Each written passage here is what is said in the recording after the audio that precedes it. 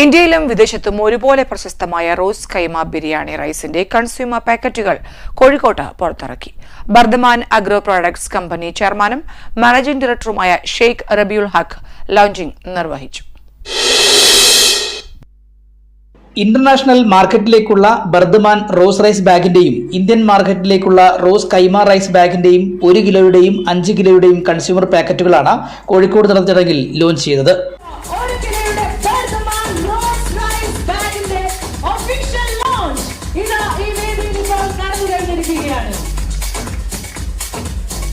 വിദേശ രാജ്യങ്ങളിൽ rose brand അറിയപ്പെടുന്നത് ബർദമാൻ റോസ് എന്ന പേരിലാണ്. ചലച്ചിത്ര താരം ദുൽഖറിന്റെ സാന്നിധ്യം റോസ് കൈമ റൈസ് ബ്രാൻഡിന് യുവജനങ്ങൾക്കിടയിൽ വലിയ സ്വീകാര്യത ലഭിക്കുമെന്ന് ഉറപ്പാണെന്ന് company chairman and managing director Sheikh Rabiul Haque പറഞ്ഞു.